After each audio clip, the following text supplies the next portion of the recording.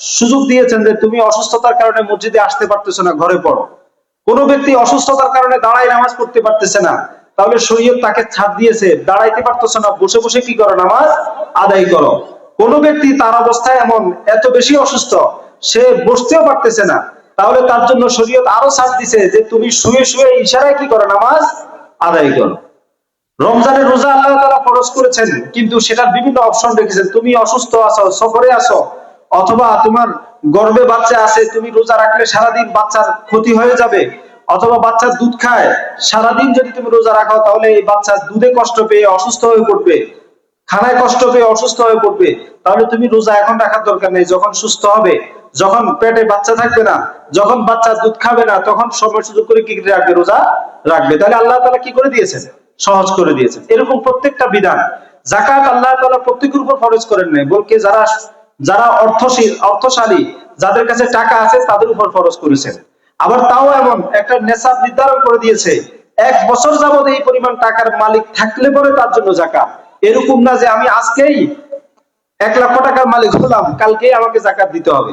বলকে না, যে যে টাকার আমি মালিক হলাম, এটা যদি আমার কাছে 1 বছর পর্যন্ত, অর্থাৎ 1 বছর পরেও আমি গণি করে দেখছি যে আমার কাছে নেশাব পরিমাণ মাল আছে, তখন যাই যাকাত খরচ হইতেছে। তাইলে দিনের বিধিবিধান গুলোকে আল্লাহ তাআলা অত্যন্ত সহজ করে দিয়েছেন। এখন প্রশ্ন হলো দিনের বিষয়গুলো, যে দিনের বিষয়টা আরো কেমন সহজ। আরো একটা উদাহরণ আপনাদেরকে দিই।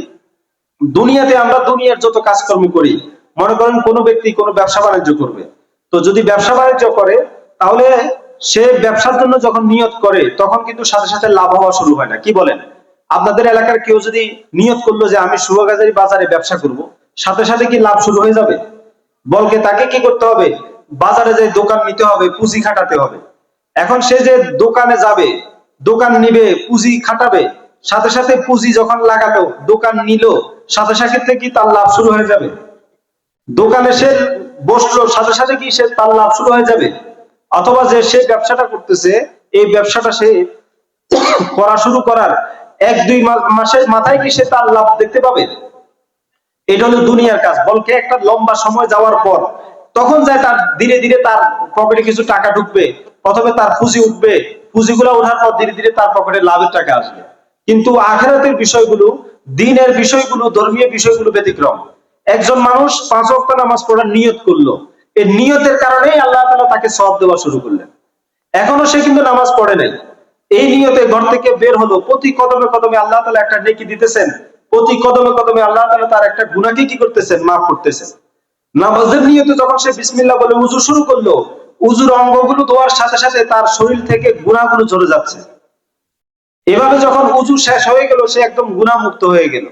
এরপর যখন সে মসজিদে আল্লাহু মাফতাহ লি আবওয়াব রাহমাতিক করে ঢুকে, এরপর যা কিছু আমল করে, যতক্ষণ মসজিদে থাকে ততক্ষণ ফেরেশতারা তার জন্য ইস্তিগফার করে, ততক্ষণ পর্যন্ত ফেরেশতারা তার জন্য দোয়া করে, আল্লাহ তাআলা অপরন্ত সওয়াব তাকে দিতে থাকেন, তার উপর রহমত বর্ষণ করতে থাকেন।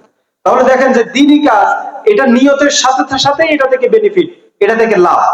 এখন এত লাভের জিনিস, এত সহজ জিনিস, এরপরও আমাদের অবস্থা হলো আমাদের কাছে দিন ভালো লাগে না, আমাদের কাছে ধর্ম ভালো লাগে না। দেখবেন যারা ধার্মিক, ধর্ম মোতাবেক চলে, দিন মোতাবেক চলে, তাদের অল্প আয়, কিন্তু এটা দিয়ে তাদের সুখ শান্তিতে চলে যাচ্ছে। আবার যারা দিন মোতাবেক চলে না, দিন মানে না, তাদের দেখবেন অনেক আয়, কিন্তু এরপরও কোনো বরকত নাই। কারণ তার আয়ের বিশাল একটা অংশ খরচ হয় সিগারেটের টাকা। কি বলেন? আর যে ব্যক্তি সিগারেট খায়, সে কি একা খায়, আরেকজনকেও খাওয়ায়। শিডিউল অনুযায়ী যখন খায় তখন বিভিন্ন রকম, কিন্তু শিডিউলের বাইরেও সে যখন একটা খাইতে যেতেছে, আরেকজনে তাকে অফার করে, তখন খেয়ে ফেলে। এভাবে সেও আরেকজনকে দেয়। তাহলে তার সিগারেটের খরচ, তার পকেট খরচ, আরো এরকম আউট বিভিন্ন রকমের খরচ। দেখা যায় খরচ, আয় অনেক বেশি হওয়ার পরও সে কোনো কি পাচ্ছে না, কোনো লাভ পাচ্ছে না। আয় অনেক বেশি হওয়ার পরও সে অনেক পেরেশান থাকে। তো এটা এই যে দিন না মানার কারণে এরকম হচ্ছে। এখন কথা হলো, দিন মোতাবেক চললে, দিন মানলে দুনিয়ারও লাভ, আখিরাতেরও লাভ। তারপর আবার দিন মোতাবেক চলা অত্যন্ত সহজ, এরপরও কেন মানুষ দিন মানে না? ওলামায়ে কেরামগণ এটাকে চিন্তা ভাবনা করে তারা দেখলেন যে 3টা বিশেষ কারণ আছে, যেই কারণে মানুষ দিন অত্যন্ত সহজ এবং লাভজনক হওয়ার পরও মানুষ দিন মোতাবেক চলতে চায় না, দিন মানতে চায় না। এই কারণগুলো, 1 নম্বর হলো মানুষের অজ্ঞতা, মানুষের জাহালত। 1 নম্বর হলো জাহালত, অজ্ঞতা। দেখবেন মানুষ যে জিনিস জানে না, ওই জিনিসের প্রতি মানুষের আগ্রহ থাকে না। যে জিনিস মানুষের জানে না ওই জিনিসের প্রতি কি থাকে না, আগ্রহ থাকে না। একজন মানুষ সাইকেল চালাতে জানে না, তো তার কাছে সাইকেলের প্রতি কোনো আগ্রহ থাকবে না। একজন মানুষ বাইক চালাতে পারে না, মোটরসাইকেল চালাতে পারে না, তার কাছে বাইকের প্রতি কোনো কি থাকবে না, আগ্রহ থাকবে না। বরং একটি আরবি প্রবাদ আছে, আন্নাসু আদুবুল লিমা জাহিলা, যে মানুষ যে জিনিসটা জানে না সেই জিনিসের শত্রু, তাকে খুব অপছন্দ করে মানুষ। তো বহু মানুষ দেখবেন তারা 5 ওয়াক্ত নামাজে আসে না, নামাজ পড়ে না, বা মনোযোগ দিয়ে নামাজ পড়ে না, নিয়মিত নামাজি না। এটার কারণ হলো সে নামাজ কিভাবে পড়ে পরিপূর্ণ কি জানে না, নামাজের ব্যাপারে তার ইলম নাই, এবং নামাজ না পড়লে আল্লাহ তাআলা কি পরিমাণ সাজা রেখেছেন তার ব্যাপারে তার ইলম নাই, নামাজ পড়লে তার কি পরিমাণ সওয়াব হবে, লাভ হবে, এই ব্যাপারে তার কি নাই, ইলম নাই। এই কারণে তাহলে একটা বিষয় হলো এটা, যে মানুষ দিন সহজ হওয়ার পরও দিনের থেকে দূরে এবং অনেক সময় আমল করে না। এটার 1 নম্বর কারণ হলো মানুষ জানে না, মানুষ দিনের ব্যাপারে অজ্ঞ। জাহিলি যুগ, যেটা রাসূল করিম সাল্লাল্লাহু আলাইহি সাল্লামের আগমনের পূর্ব যুগ, যেটা ওই যুগে বহু মানুষ, এবং কি আমাদের সময়কার যে সমস্ত লোকরা আছে যারা মূর্তি পূজক, এরা এরা নিজের হাতে মাটি দিয়ে তারা পাথরকে কেটে তারা মূর্তি বানাতো, পূজা করতো।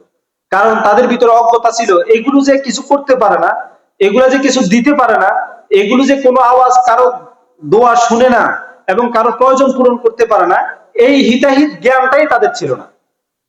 এভাবে বহু মানুষের ব্যাপারে আপনারা শুনছেন যে তারা তাদের কন্যা সন্তানদেরকে জীবিত দাফন দিয়ে দিত, এবং অনেকে শুধু কন্যা সন্তান নয়, পুত্র সন্তানদেরকেও অভাবের কারণে তারা দাফন দিয়ে দিত, যেভাবে আমাদের সময়কার ভ্রূণ হত্যা মানুষে করে। তো ওই সময় এই যে কাজগুলো হতো, এই কারণেই ওই যুগটাকে জাহিলি যুগ বলা হয়েছে। যে যুগে মূর্তি পূজার প্রচলন ছিল, জেনা ব্যভিচার যেই কালে অনেক ব্যাপক ছিল, এবং কন্যা সন্তানদেরকে দাফন করে দেওয়া হতো, এই যুগটাকে অজ্ঞতার যুগ বলা হয়। তো মোট কথা, মানুষ অজ্ঞতার কারণেও অনেক সময় দিন সহজ হওয়ার পরও মানুষ পালন করে না। এটার কারণে আল্লাহ তাআলা যেটা করেছেন সেটা হলো প্রত্যেকটা মুসলমানের জন্য দিন শিক্ষাকে বাধ্যতামূলক করেছেন। যেহেতু অজ্ঞতার কারণে মানুষ ওই জিনিসটা থেকে দূরে থাকে, তার প্রতি আগ্রহ হয় না, এই কারণে আল্লাহ রাসূল সাল্লাল্লাহু আলাইহি ওয়াসাল্লাম বলেন, তালাবুল ইলমি ফারিদাতুন আলা কুল্লি মুসলিম, দিন শিক্ষা করা প্রত্যেক মুসলমানের জন্য ফরজ। নামাজ যেভাবে ফরজ, নামাজের ইলম অর্জন কি ফরজ। নামাজ যেভাবে ফরজ, উযু পবিত্রতা অর্জনের ইলম অর্জনও ফরজ। মোট কথা, একজন মুসলমান হিসাবে বেঁচে থাকার জন্য তার যা যা দরকার, একজন মুসলমান স্বাভাবিক যে বিষয়টার উপর মুখোমুখি হয় সেটা হলো মুসলমানের ঈমান। কারণ ইসলামের যে 5টা রুকন, এর মধ্যে প্রথমটাই হলো ঈমান। আর ঈমানটা হলো মানুষের জন্য, মানুষের মাথা যেমন দিনদারি ধর্মের জন্য ঈমানটা আসে তেমন, এই জন্য একজন মুসলমানের জন্য সর্বপ্রথম জরুরি হলো তার ঈমানের ইলম হওয়া। এভাবে দ্বিতীয়ত হলো তার উপর কি কি ফরজ, এবং এই ফরজের ভিতরে সবচেয়ে গুরুত্বপূর্ণ ফরজ নামাজ। নামাজ কিভাবে সে আদায় করবে, নামাজের জন্য যে সমস্ত সূরা কেরাত গুলো শুদ্ধ করা দরকার তা। এভাবে আনুষঙ্গিক একজন মানুষ মুসলমান হয়ে বেঁচে থাকার জন্য, মনে করেন একজন ধনী মানুষ, সে যাকাত দিতে হবে, তাহলে যাকাত সংক্রান্ত ইলম। একজন মানুষ হজ করবে, হজ সংক্রান্ত ইলম। এভাবে জরুরি যে দিন শিক্ষা, জরুরি ইলম শিক্ষা প্রত্যেক মুসলমানের জন্য ফরজ। এখন একটু ভেবে দেখেন যে আমাদের মধ্যে আমরা আমরা কি পরিমাণ লোক আছি যাদের আমাদের এই ফরজটা আদায় হয়েছে। দ্বীনের বুনিয়াদি ইলম, দ্বীনের প্রাথমিক জ্ঞান, যেটার কারণে আমি একজন মুসলমান হিসেবে বাঁচতে পারবো। এবং আমাকে যদি কোনো অমুসলিম প্রশ্ন করে যে আমি মুসলমান হতে চাই, তাহলে মুসলমানের জন্য কি কি জরুরি, এবং মুসলমান হতে হলে কি করতে হয়, কোন কথার উপর বিশ্বাস রাখতে হয়, এবং কোন কোন আমলগুলো করতে হয়, আমরা কয়জন আছি যেটা আমরা একজন অমুসলিমকে ইসলামটা বুঝাতে পারবো। একজন অমুসলিমকে আমরা ইসলামটাকে বুঝাইতে পারবো, একজন খাঁটি মুসলমান তাকে বানাতে পারবো, এই যোগ্যতা আমাদের কয়জনের আছে? এই জন্য ভাই, ইলম শিক্ষার প্রতি গুরুত্ব দিতে হবে। কারণ ইলম যদি না থাকে তাহলে ভুল হবে, ইলম যদি না থাকে কাজে আগ্রহ আসবে না।